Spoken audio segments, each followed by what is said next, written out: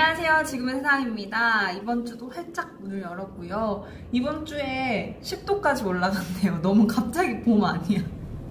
너무 갑자기 봄 아닌가 하는데 월요일은 오늘은 조금 쌀쌀합니다. 이번 주도 고민과 책을 연결해드리는 지금의 고민과 책 시간인데요. 이번 주 고민도 지금 주인장이 굉장히 공감했던 고민입니다. 어떤 고민일까요? 바로 이 고민이에요. 볼까요? 서울 생활에 벌써 지쳐가는 지방러입니다. 2019년에도 서울에서 잘 버텨내고 싶어요. 모든 지방러들 화이팅이라고 써주신 그런 고민입니다. 프로 지방러라고 제가 너무 공감되죠. 얼마나 서울 생활을 하셨는지 잘 모르겠네요. 저는 16년도 12월에 올라왔거든요. 17, 12, 18, 12, 19년, 2년 됐네요. 언제 이렇게 또 됐는지. 저는 사실 서울 원래는 회사가 대구에서 본사가 있었는데 서울지사를 맡아서 올라오게 됐었어요. 그래서 사실 기대감, 걱정 반 이렇게 있었던 것 같아요, 저는. 근데 사실 생각보다 서울이 굉장히 너무 힘든 거예요. 정말 너무 많이 힘들었어요. 왜 힘들까?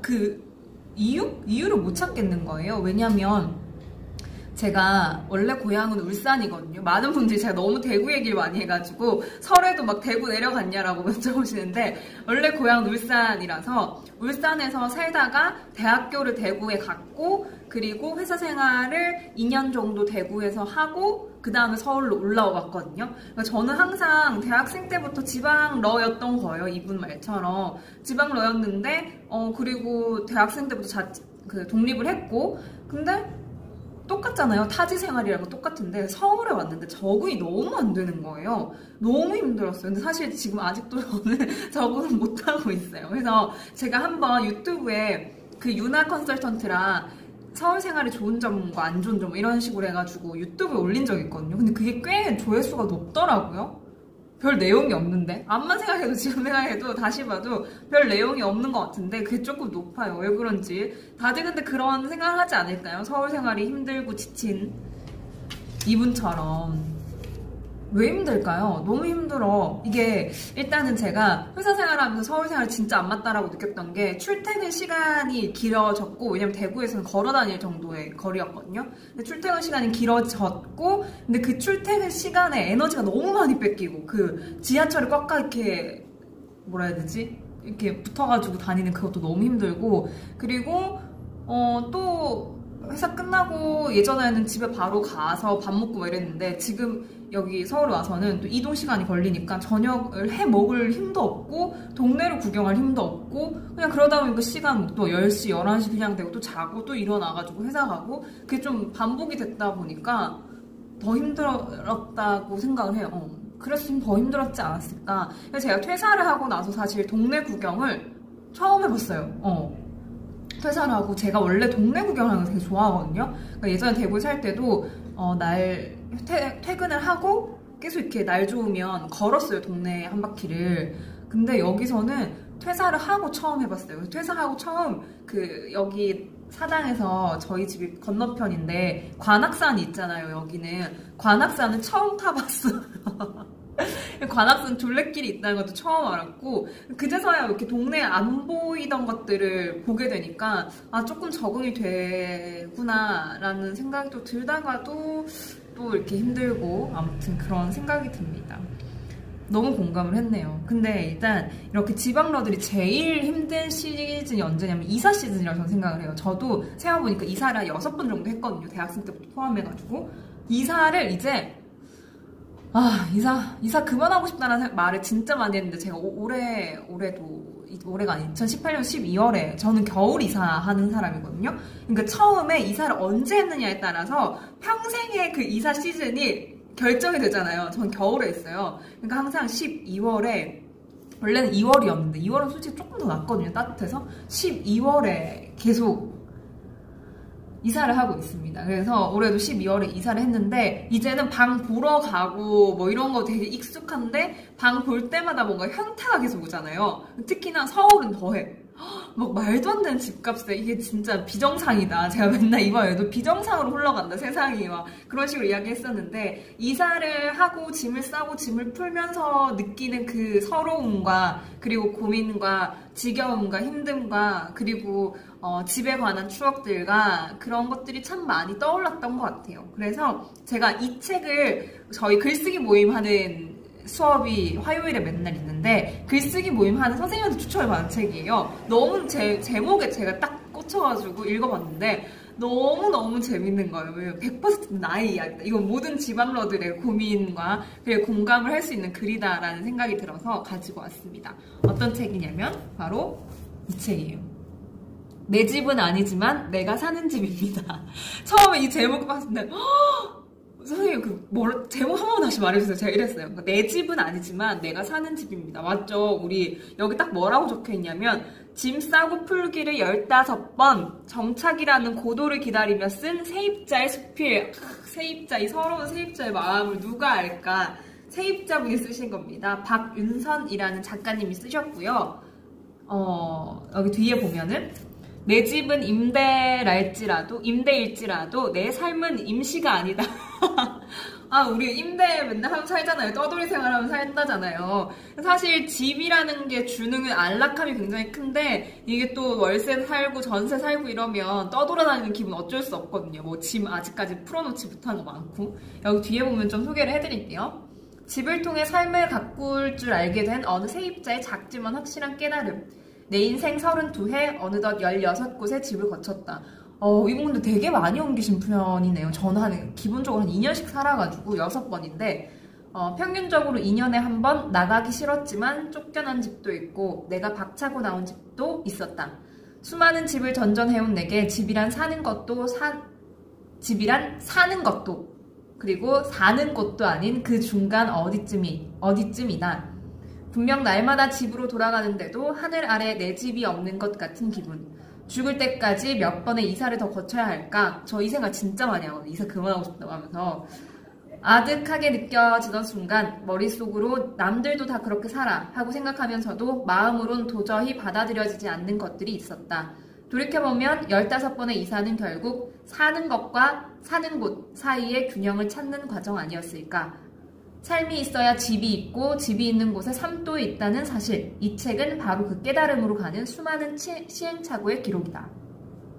공감을 안 할 수가 없어요. 정말. 이게 저도 예전에 살던 집들 대구에 제가 내려가게 되면 우연히 그곳을 지나게 되면 지금 누가 살고 있을까 이런 생각도 하고 지금 예전에 서울에 올라오자마자 살았던 2년 정도 살았던 집도 지금 이사간 집을 거쳐서 지나가야 돼요. 그래서 그 집을 이렇게 보면서 지금 또 누가 살고 있을까 그런 생각을 많이 하거든요. 공간은 그대로인데 거기에서 주인들이 계속 바뀌는 그런 상황, 그리고 나는 계속 바뀌는 그런 집에서 익숙해져야 되고 가는 길에 또 익숙해져야 되고 그 동네에 뭐가 있는지 또 확인을 해야 되는 상황이 재밌긴 하면서도 또 힘들긴 하고 그런 것 같아요. 그래서 이 내용은 이렇게까지 제가 사실 다 표시하고 싶어서 너무 공감되는 글이 많아가지고 첫 장부터 키득키득거리면서 너무 웃으면서 봤어요. 사실 너무 재밌다, 내 이야기다 하다가 뒤로 갈수록 좀 너무 공감되고 이분의 외로움과 어떤 마음인지 너무나도 잘 알겠어가지고 좀 숙연해지다가도 그래 근데 그게 인생이지 라는 또 생각이 들기도 하고 여러 가지 감정이 지방러로서의 여러 가지 감정이 느껴졌던 그런 책입니다. 몇 구절 제가 소개를 해드릴게요. 원래 이 책이 그 브런치 프로젝트에서 대상을 받아가지고 난 책이라고 해요. 대상 받을만 하죠. 이만큼 공감되는 글을 잘 쓰는 사람도 없을 거라는 생각이 들었어요. 첫 번째 딱 뭐라고 적혀있냐면 프롤로그에 언젠가 TV를 보는데 이런 광고 카피가 흘러나왔다. 집은 사는 것이 아니라 사는 곳입니다. 참 멋진 말이었다. 그런데 그 카피가 쓰인 게 하필 아파트 광고였다. 좋은 말이긴 한데 진심일까? 짧은 의문이 머릿속을 스쳤다. 아니 일단 사든지 빌리든지 해야 살든 말든 할 거 아냐? 이런 삐딱한 생각도 들었다. 마음에 드는 조합을 찾을 때까지 문장을 이리저리 바꿔보았다. 집은 사는 것이 아니라 못 사는 것입니다. 너무 웃긴 거예요. 못 사지. 서울은 특히 못 사지. 어떻게 사. 집은 사는 것이 아니라 빌리는 것입니다. 빌린 집이 지금 6채가 됐네요. 저도. 집은 사는 것이 아니라 집은 대체 뭐냐 너? 이렇게 시작을 하는 글입니다. 대체 뭘까? 전 진짜 그 생각 많이 해요. 집이 뭐길래 지긋지긋하다. 집에서 나가는 돈이 너무 많잖아요. 저도 이번에 전세를 바꿨는데 월세 내면 저도 몇 년 월세를 내고 살았으니까 월세 나가지, 집에 저희는 그 인터넷 TV 수신료 나가지, 그리고 가스비, 전기세 나가지, 수도세 나가지, 1년에 한 번 집약세 나가잖아요. 그러니까 숨만 쉬어도 나가는 돈이 너무 많아. 집이 뭐야? 이렇게 저는 맨날 달고 살아요. 집이 뭐길래. 그리고 제가 처음 딱 서울에 와가지고 대구 물가랑 너무 차이가 많이 나잖아요. 집을 하루를 이제 통틀어가지고 제가 집을 찾아다녔는데, 집을 막 여기저기 막 알아보다가 사당에 한번 찾아보자 해서 지하철 타고 넘어오는데 강을 건너잖아요. 근데 그 강에 아파트가 정말 많잖아요. 근데 그 강을 보면서 딱 그랬지. 세상에 집이 너무 많은데 내가 살 곳 하나가 없네? 모두 이 말 하잖아요. 내가 살 곳이 없구나. 그런 서러움도 저 또한 많이 느꼈습니다. 아직도 느끼고 있어요. 이번 전세 구할 때도 그 생각했어요. 집이 없네. 내가 살 집이 없네. 이런 거. 여러 가지의 세입자로서의 썰들이 나와 있는데, 이제 이사하는 날이에요. 계약서를 쓰는 날 부동산에서 다시 한번 전 세입자와 그분의 어머니를 마주쳤다. 집을 보러 갔을 때와 달리 세입자의 표정이 조금 더 편안해진 것을 느꼈다. 괜찮은 집을 구한 걸까? 차마 묻지 못하고 부동산에 나오는데 전 세입자의 어머니가 웃으며 내게 이런 인사를 건네셨다. 잘 살아요. 우리도 잘 살았으니까. 그게 너무 멋있었다. 그들이 남기고 간 집 역시 정갈했다. 누군가가 항상 쓸고 닦고 사랑하던 집에 내가 살게 됐다는 사실이 왠지 모르게 안심됐다. 잘 살아요. 나도 잘 살았으니까. 멋있는 말이죠. 사실 저희가 이제 집을 보러 다니잖아요. 보러 다니면 부동산 이모가 항상 뭐 전에 누가 살았는지, 근데 그분이 어떻게 해서 나가게 됐는지에 대한 썰을 풀어줘요. 저는 항상 여기에 뭐 여자분이나 남자분이 살았는데 다들 결혼한다고 이제 나가서 살아 이렇게 얘기하시는 거예요. 결혼했다 혹은 뭐 여기 신혼부부 살았는데 애를 가져서 나가게 된다, 그런 좋은 소식들을 들려주거든요. 뭐 그게 진짠지 아닌지는 모르겠지만 그런 이야기들 들으면 사실 기분 좋아요. 기분 좋을 수밖에 없지.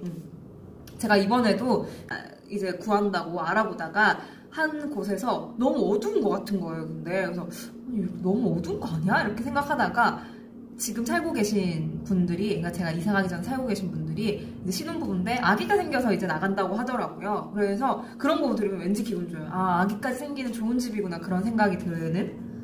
참 이상하죠, 사람의 심리가. 근데 지금 그 집으로 이사는 안 갔습니다. 아무튼 그렇다는 거. 이 말도 참 멋진 것 같아요. 그리고 진짜 웃겼던 건 세입자 배틀이라는 제목을 가진 부분인데요. 친구들을 집에 초대하는 것을 좋아하는 나는 한 가지 재미있는 현상을 발견했다. 장소가 장소이니만큼 자연스럽게 집에 관한 이야기를 많이 나누게 되는데 여기에서 미묘한 신경전이 시작된다는 점이다. 주제는 바로 누가 더 최악의 집과 집주인을 겪었는가, 일종의 무용담 배틀이 벌어지는 것이다. 그동안 여러 모임에서 진행된 배틀을 종합해 대화체로 구성했다. 예전에 내 친구 집은 대문이 따로 없었어. 주택과 주택 사이에 한 사람이 겨우 들어갈 틈을 지난 다음 무릎 정도 오는 화단을 넘어야 집에 들어갈 수 있었지. 살찌면 집에도 못 들어가겠더라고, 벽과 벽 사이에 껴서. 친구가 하는 말은, 야, 대학교 때 내가 아는 선배네 집도 진짜 신기했어. 대문이나 담장 없이 없고 그냥 길에서 바로 방으로 들어가는 구조였어. 골목에서 문을 열잖아? 그럼 바로 방이 시작되는 거지. 또 다른 지인이, 야, 그거 아무것도 아니야. 나는 어떤 할아버지 중개사가 보여준 집이었는데 콘크리트로 만든 사과 상자 같은 단칸방이 덩그러니 있더라고. 그런데 그 건물에 나무 사다리가 걸쳐져 있는 거야. 이게 뭐냐고 물어보니까 올라가서 빨래 넣을 때 쓰래. 뭐 이런 배틀이 벌어진대요. 근데 이거 되게 공감돼. 왜 우리 배틀하고 있는 걸까, 친구들아? 저도 친구들이랑 만나면 이런 이야기 항상 합니다. 내 친구 집은 그렇다? 이런 이야기랑, 내가 예전 살던 집은 말이야, 뭐 이런 이야기들. 왜 배틀을 뜨는지 모르겠지만 무용담들이 나와요. 길에서 그냥 문 열면 방이 나온 친구 집도 있었어요, 분명히. 들어갔는데 화장실을 한 칸 더 올라가야 되는 그런 집도 있었어요. 그러니까 방인데 화장실은 계단을 타고 올라가야 되는 그런 집도 있었고, 별의별 집 다 있었죠, 뭐. 아무튼 살 수 있는 데면 다 살아. 그리고 또 이사를 집을 찾다가 운명의 터를 찾는 과정이다 라고 표현을 했는데, 사실 저도 집 공간에 운이 있다라, 그러니까 인연이 있다라고 생각을 하거든요. 이제 하도 집을 많이 찾다 보니까 나한테 필요한 집이 나오기 마련인 것 같아요. 찾다 보면 너구나 라는 느낌이 와요. 사실 그래서 저도 지금의 세상 이 자리를 구할 때 너무 안 구해지는 거예요. 공간이. 근데 그 믿음이 있었어. 언젠간 나한테 맞는 집이 나올 거야. 공간이 나올 거야 라는 그 운명의 털을 찾는 과정 이야기를 하다가 너무 낭만적인가? 하지만 난 정말 공감한다. 얼마 전에도 1인 가구 친구 셋이 모여 운명의 집에 대해 비슷한 수다를 떨었다. 집 구하다 보면 딱 느낌이 오잖아. 맞아. 어떤 집은 구석구석 살펴보고 이만하면 됐다 싶은데 어떤 집은 들어가자마자 딱 알지. 바로 여기라는 걸. 이 느낌이 와요. 저도 뭔지 알아. 그냥 뭐 여러 가지 막 집을 보다가 막 봐. 여기 이리저리 봐보고. 이만 괜찮나? 하다가 하나만 더 볼까? 이렇게 해서 보러 갔는데 여기다라는 느낌이에요. 안 봐도 좀 대충 봐도 여기다. 지금의 생각은 딱 그랬어요. 여기다. 이거 바로 계약해달라고 빠질 것 같다고 그때도 그랬었거든요. 다른 사람만 비슷한가 봐요. 그러니까 읽는데 너무 공감이 돼서 좋았던 것 같아요. 저는. 또 가족과 집이라는 그늘에서 벗어나면 현실은 적나라하다. 정말 적나라하죠. 돈 들어갈 거 너무 많고. 그 전까지는 당연하다고 여긴 모든 것들이 절대 공짜로 주어지지 않는다는 걸 처절하게 깨닫는다. 뭐 샴푸, 로션 이런 거 공짜였다고 생각했는데 공짜가 아니다라는 거 너무 알죠. 왜 이렇게 비싼지. 새내기 시절 학교 후문 전봇대에 더덕더덕 붙어있던 잠만 자는 방이 대체 뭘까 궁금했다. 잠만 자는 방? 부엌도, 개인 화장실도, 욕실도 없이 방만 있는 단칸방을 그렇게 불렀다. 그렇죠. 이런 집 많죠. 그리고 많이도 살고 어쩔 수 없어 살려면. 또 이건 좀 위로가 됐던 글인데 이사의 좋은 점은 무한히 이어질 것 같던 지루한 일상의 마침표를 찍을 수 있다는 것이다. 잠시 멈춰서 그간의 일상을 되돌아볼 수 있다. 학교를 마치고 또는 퇴근하고 돌아와 혼자서 짐을 쌀 때면 부지런히 물건을 옮기다 그대로 바닥에 주저앉아 편지를 읽거나 책에 빠지는 일도 많았다. 그러면서 이 집에서 새롭게 생긴 것과 여전히 남아있는 것, 그만 버려야 할 것과 영원히 간직해야 할 것에 대해 자문하곤 했다. 그럴 때면 내 짐이 곧 내 삶의 무게요 부피라는 생각이 든다. 이사를 하도 많이 해가지고 이것도 어떤 느낌인지 알 것 같더라고요. 짐 정리하다 보면 5만 개 나오잖아요. 5만 추억들이 나오고. 근데 저 짐 정리하다가 가끔 앉아서 뭐 예전에 주고받았던 편지라든지 추억 사진이라든지 그런 것들을 앉아서 쭉 보거든요. 그리고 버릴 것도 버리고 정리할 건 정리하고 옷도 저는 이사 갈 때 확 정리를 해요. 버릴 거 다 버려버리고 그래서 가끔 후회는 그거 왜 버렸지? 막 이렇게 후회는 하는데 다시 시작한다는 느낌은 확실히 있는 것 같아요. 이사를 가면서. 또 보면 전세자금 대출 미스터리라는 글이 있었는데 이것도 제가 이번에 전세자금을 대출할까 말까 알아보면서 뼈저리게 느꼈습니다.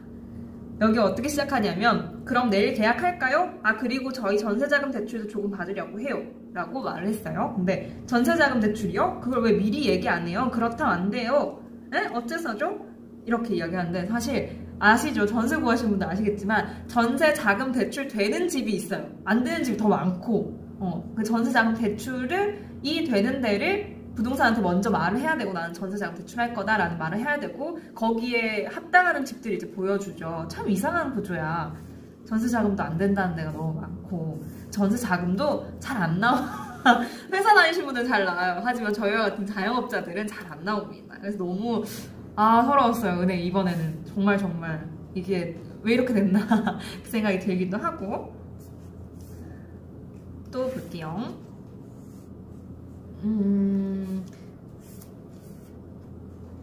원룸 생활에서 가장 사치스러운 가구가 있다면 그건 아마 식탁이 아닐까? 책상과 책장, 침대, 가끔 옷장까지 갖춘 원룸이 많지만 식탁은 대부분 없다. 자취인의 삶에서 제대로 된 한 끼가 어떤 비중을 차지하는지를 단적으로 보여주는 예다. 식탁 있습니까, 여러분? 전 식탁이 있어요. 자랑. 왜냐면 제가 자취를 대학생 때부터 이제 독립을 엄청 하다가 회사 들어가면서 이제 조금 큰 집으로 옮겨야겠다 해서 옮겼는데 그때 제가 다짐했던 게 뭐냐면 나 회사 들어가면 무조건 식탁 살 거야가 1번이었어요. 1번. 왜냐면 맨날 알잖아요. 그 앉아서 쪼그려서 먹는 게 너무 불편한 거예요. 그게 너무 서러워서 회사 들어가면 무조건 식탁을 사야지. 근데 식탁 사면 삶의 질이 달라지긴 해요. 너무 편하게 먹을 수 있어요. 저는 이렇게 양반다리 하면서 안 먹고 싶고 이제 의자에 앉아서 먹고 싶다 그런 말을 많이 했었거든요. 그쵸. 식탁은 굉장히 사치품이죠. 맞아요. 근데 식탁 있으면 아주 편합니다, 여러분. 근데 제가 이번에 이사를 가면서 예전 집보다 조금 작은 집으로 이사를 가게 됐는데 그 식탁이 애물단지가 된 거예요. 걔가 너무 큰 거지, 부엌에 비해서. 그래서 얘를 버릴까 말까 하다가 아직까지는 두고 있는 상태예요. 식탁 애물단지예요, 참. 아휴, 아무튼 너무 웃기네요. 가구 또 뭐가 있을까? TV 없는 집 많죠. TV도 사치고, TV 오면 막 TV 수십 년은 내야 되고, 너무 복잡해져요.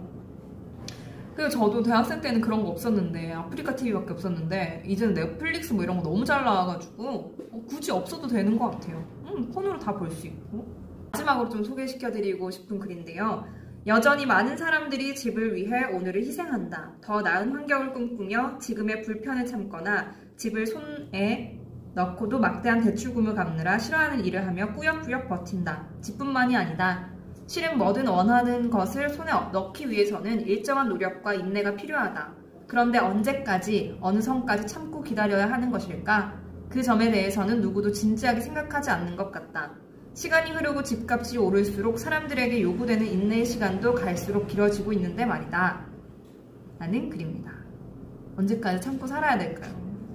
지금 저의 집도 좀 추워요. 산 밑이라 가지고. 추워도 전세는 2년 계약이라 가지고 2년만 참자. 2년만 참고 저거 막 그냥 참지 뭐. 예전 더 심했어요. 참자 뭐 저거 막 걸리적거려도 눈에 걸리적거려도 참자 뭐 이랬는데 사실 이제는 저도 독립이 오래돼서 이번에 이사 간 집에 그 싱크대의 색깔이 너무 마음에 안 드는 거예요. 그래서 그거는 안 아끼고 페인트를 칠해버렸어요. 페인트 칠하고 시트지도 발라버리고 보기 싫은 건 칠해버리고 잠깐 2년 정도 살더라도 내가 보기에 좋아야지 그걸 참고 사는 게 너무 좀 그렇더라고요. 그리고 언제 좋은 집으로 이사 갈지도 모르고 그냥 당장 내가 사는 집에서 좀 예쁘고 행복하면 좋지 않을까라는 생각으로 저도 좀 많이 바뀐 상태입니다. 그래서 너무 이 고민 지방러의 서울생활 벌써 지난 이분의 마음이 어떤 건지 너무너무 잘 알겠습니다. 그래서 제가 뭐 어떻게 할 수는 없죠. 근데 이거는 정말 제가 이거 지적 호기심 테마에 넣어놨거든요. 왜냐면 약간 그런 생각이 들었었어요. 자취나 독립을 하면서 가져야 할 마음가짐 정도? 좀 더 오래 살아본 언니의 이야기를 듣는 이야기? 그래, 그 정도의 맵집은 있어야지 라는 그런 지적인 지식을 지혜를 전달을 해드리고 싶어서 지적 호기심 테마에 넣어놨습니다. 아무튼 2019년도에도 우리 지방러들 모두 화이팅 했으면 좋겠습니다. 분명히 현실이 꺾이게 만들겠죠. 저도 늘 현실에 꺾인다는 생각을 할 때가 있는데 현실이 우리를 지치게 할지언정 우리 이런 지방러들, 나도 지방러들 모임 한번 해야겠어. 지방러들 함께 힘을 내봅시다. 서로 의지해가며. 여기 지금의 세상에서 제가 제일 좋은 거는 여기 혼자 사시는 1인 가구가 많다 보니까 각자 이제 너무 뭐 집에서 뭘 많이 가져오셨다. 뭐 저번 설에는 배를 너무 많이 가져오셨다고 해서 그걸 챙겨주시는 분도 있고 저도 막 뭐 생기면 이제 드리는 분들도 계시고 그러거든요. 이렇게 사는 거죠 뭐. 같은 동네에 있다는 게 얼마나 좋습니까. 아무튼 우리 이웃님들과 그리고 멀리 살고 계시는 지방러 우리 모두의 이웃님들도 지세에서 뵙도록 하겠습니다. 그러면 지세에서 뵐게요. 안녕.